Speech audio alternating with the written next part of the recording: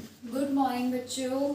तो आज हम क्या करेंगे, प्रीवियस ईयर के क्वेश्चन करेंगे। सॉलिड स्टेट के 10 क्वेश्चन करेंगे। 5 अभी ये वाली वीडियो होगी मेरी क्वेश्चन की, और 5 इसके बाद आज ही वो वीडियो में डाल दूंगी। आज मेरे प्रीवियस ईयर के 10 क्वेश्चन हम खत्म कर देंगे, है ना। तो क्या करते हैं, हम करना शुरू करते हैं। तो ये मैंने 4 लिखे हैं, 5 इसके बाद कर लेंगे, ठीक है। तो ये थोड़े इजी से हम हार्ड की तरफ जाएंगे। जो नेक्स्ट वाला मेरा होगा क्लास, मतलब इस क्वेश्चन के 5 जो बचे होंगे, क्वेश्चन के 5 है, 5 अभी इसके बाद, तो वो थोड़ा हार्ड होगा, ठीक है। हम इजी से हार्ड की तरफ जाएंगे। तो मैं ऊपर से करना शुरू नहीं कर रही हूँ, मैं नीचे से करना इसलिए शुरू कर रही हूँ क्योंकि एक एक मिटता जाएगा, स्पेस मेरे को मिलता जाएगा, ठीक है। तो नीचे से शुरू करते हैं। तो बोला गया है सोडियम एटम है जो आपका क्रिस्टलाइन हो रहा है बीसीसी लैटिस में, ठीक है। बीसीसी लैटिस का मतलब है कि आपका जेड आपके कितने, यहाँ पे लिखती हूँ, जेड आपके कितने हैं, आपके 2 हैं, ठीक है, 2 एटम है। अच्छा, ए आपको दे रखा है, आर निकालना है। चलो, तो इससे कोई मतलब नहीं था, हमें पता होता है ए और आर का, यानी कि एच लेंथ और रेडियस का जो आपको रिलेशन होता है बीसीसी में, वो आपका क्या होता है, √3a = 4r होता है। ये हमने पढ़ा हुआ है, चलो ठीक है। तो √3 आपका क्या होता है, 1.732 होती है √3 की वैल्यू। ए आपको दे रखा है 42.29, ठीक है।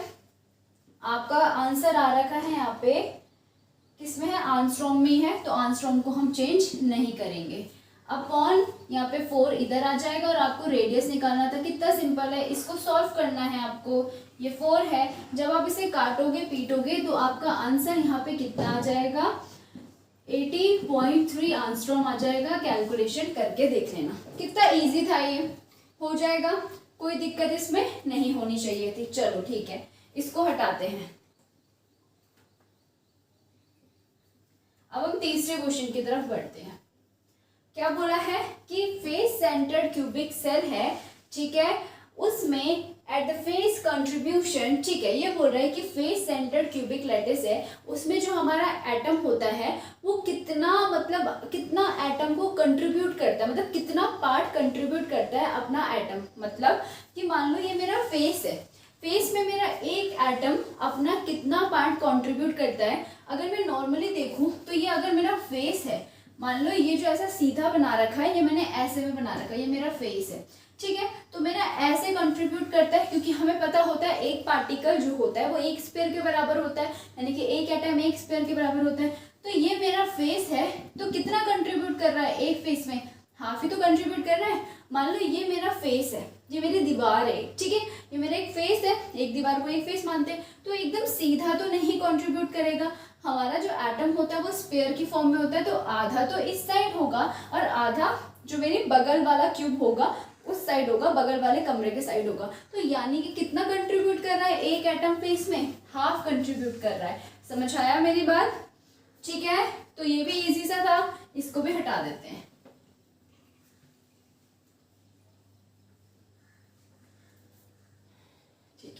नेक्स्ट क्वेश्चन में क्या बोला है, द मोस्ट अनसिमेट्रिकल क्रिस्टल हमारा कौन सा होगा। तो अनसिमेट्रिकल क्रिस्टल होता है जब हमारा कोई भी एज लेंथ जो होती है वो बराबर नहीं होती है, ये हमारा अनसिमेट्रिकल क्रिस्टल होता है। तो देखते हैं ये हमारा होता किस में है, चलो देखते हैं। अनसिमेट्रिकल सीट, हमारे पास 7 क्रिस्टल सिस्टम होते हैं, CTORMHT, ये मैंने पढ़ा रखा है, ठीक। तो आपका सी से पता चल रहा है। अब TT 2 है, इसका पता होना चाहिए। ये होता है आपका टेट्रागोनल और ये होता है हमारा ट्राइक्लिनिक, ठीक है। हमें ये भी पता होता है जो सबसे लास्ट वाला होता है वो ही होता है आपका A ≠ B ≠ C। हमारी एच लेंथ तो इक्वल नहीं होनी चाहिए, साथ साथ हमारा जो अल्फा, बीटा और जो गामा है वो तीनों भी हमारे इक्वल नहीं होना चाहिए, यानी कि 90 डिग्री नहीं होना चाहिए। ये तीनों भी हमारे 90 डिग्री नहीं होना चाहिए। तो ये सिर्फ और सिर्फ आपके ट्राइक्लिनिक में आता है। अनसिमेट्रिक का मतलब है ना ही आपका एंगल इक्वल है, ना ही हमारी एच लेंथ इक्वल है, ठीक है।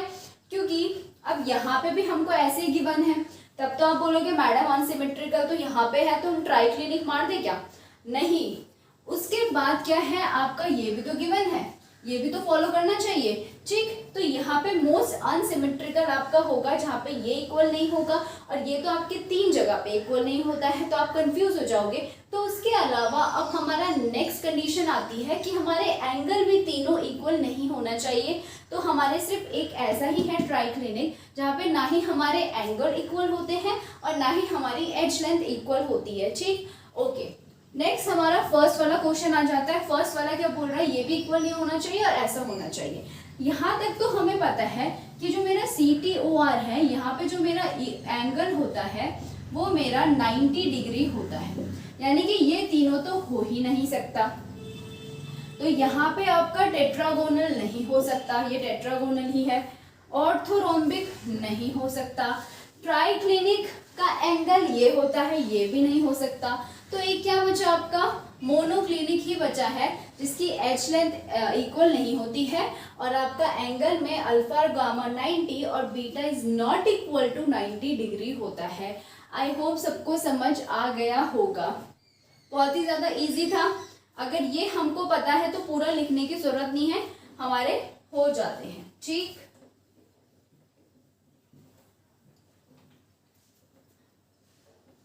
चलो अब नेक्स्ट क्वेश्चन करेंगे। तो क्वेश्चन 5 हमें दे रखा है कि कंपाउंड है जो हमें BCC ज्योमेट्री दे रहा है, एटॉमिक मास आपको गिवन है, आपको डेंसिटी निकालना है, आपको एच लेंथ गिवन कर रखी है। ठीक है, तो हमें पता है हमारे पास एक ही फॉर्मूला होता है जहां से हम क्या निकाल सकते हैं, डेंसिटी निकाल सकते हैं। दैट इज आपका Z into M upon A³ into NA। तो हम पहले क्या कर लेते हैं, सब चीजें साइड में सॉल्व कर लेते हैं। हमारे पास जो जो फॉर्मूले में चाहिए वो है कि नहीं है। BCC है तो Z हमारे पास कितने एटम होते हैं, BCC में 2 होते हैं, ये हमें पता होता है। एटॉमिक मास हमको कितना दे रखा है, 50 ग्राम दे रखा है। नेक्स्ट आपको डेंसिटी कैलकुलेट करनी है और इसमें जो क्वेश्चन दिया है डेंसिटी ग्राम सेंटीमीटर क्यूब में आनी चाहिए। तो एच लेंथ को हम पिकोमीटर से आप सेंटीमीटर में कन्वर्ट करोगे, क्या होगा आपका, हमें पता होता है कि 290 एक पिकोमीटर में 10⁻⁻12 मीटर होते हैं। तो यहाँ पे आ जाएगा 10⁻⁻12 मीटर। अब 1 मीटर में हमारे पास 100 सेंटीमीटर होते हैं, तो इस मीटर की जगह मैं 100 कर दूंगी सेंटीमीटर। तो मेरे पास जो A निकल के आ जाएगा वो आ जाएगा 290 इंटू 10⁻⁻10 सेंटीमीटर। यानी कि सब कुछ हमारे पास निकल के आया। और एवोगैड्रो कांस्टेंट हमें पता होता है, क्या होता है 6.023 इंटू 10⁻23 पर मोल। तो हम लिखते हैं Z हमारा 2 है, मास आपको 50 दे रखा है ग्राम, A³ आपका कितना है हमने निकाला अभी 290 इंटू 10⁻⁻10 सेंटीमीटर, इसका हमने करना है क्यूब। एवोगैड्रो होता है आपका 6.023 इंटू 10⁻23 मोल इनवर्स। ये आपका ग्राम पर मोल है। ठीक है, अब क्या होगा हमारा, ये आपका ग्राम पर मोल होता है ना, मोलर मास। ठीक, कोई एटम है जिसका मोलर मास 50 है, उसके लिए हम ये निकाल रहे हैं। अब ये मोल से ये मोल आपका कैंसिल होगा क्योंकि ये मोल आपका मोल इनवर्स है और ये भी ऊपर आपका मोल इनवर्स ही होगा। तो मोल इनवर्स से मोल इनवर्स हमारा कैंसिल होगा। ठीक है, अब क्या हो जाएगा आपका, करते हैं, और 25 ये आ जाएगा आपका 100 अपॉन यहाँ पे आ जाएगा आपका 290 की जगह मैं 29 ले लेती हूँ क्योंकि मुझे इसका क्यूब निकालना है। 29 इंटू ये 0 इधर जाएगा तो 10⁻⁻9।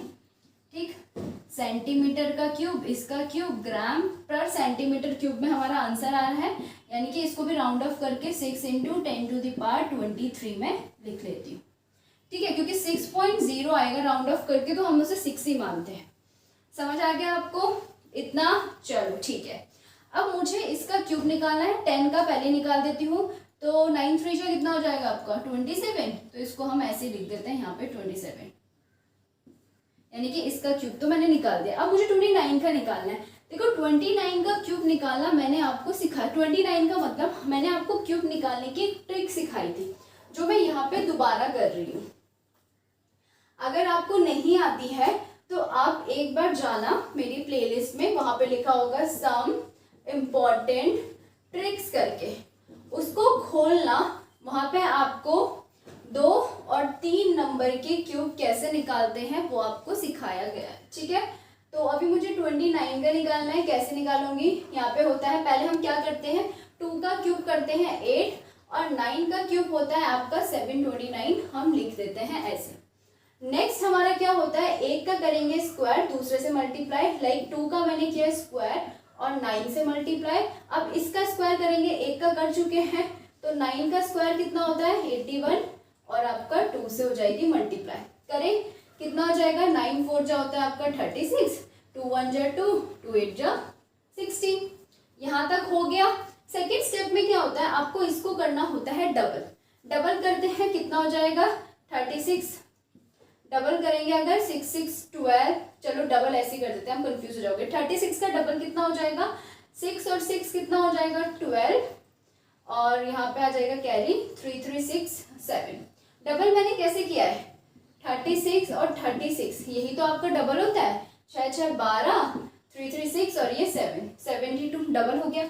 इसका डबल करोगे तो 162 और 162, यही तो इसका डबल हो जाएगा, 2 2 4 हो जाएगा 324, हो गया डबल। अब क्या करना होता है, इन दोनों को करना होता है आपका प्लस। कर देते हैं 6 7 8,